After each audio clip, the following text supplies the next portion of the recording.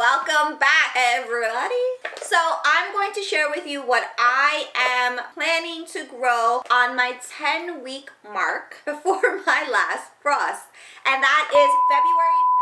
I'm in zone 7, by the way, so I might actually be in a different zone now after that USDA hardiness zone map change. Go check that video out because there's some really, really cool news. I might be 5 degrees warmer this season, and you might be as well.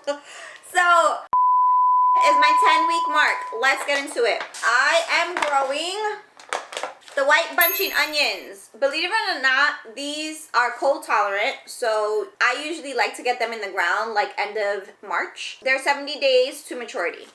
Cayenne pepper. These were so much fun. I grew them last season and they were really prolific. I got a lot of cayenne peppers. I dried them and I didn't record that actually, now that I think about it. I dried them and then I blended them for cayenne pepper. This was really, really cool. 80 days. Habanero orange peppers. I grew these and they ended up being stunted after transplant. And I know exactly why. And I will share that with you in another video.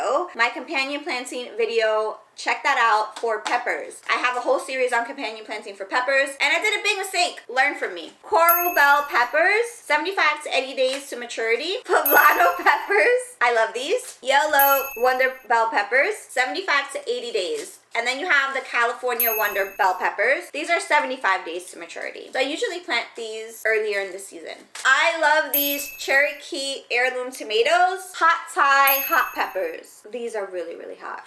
You guys, I've seen this and I will forever grow these bumblebee tomatoes. I love these things. They're sweet, they're amazing. The pests, really, I haven't had a problem with them. I love them. This is a super hot pepper that I'm actually gonna try for the first time. That is it. This is what I'm planting indoors, seed starting for my 10-week mark, which is February 5th. What's next? I have a question for you all. Has hydroponic gardening taken over? Or do you feel like there's still room for traditional soil-based gardening? What do you think? I want to hear it in the comments. Bye! Itchy, itchy, itchy.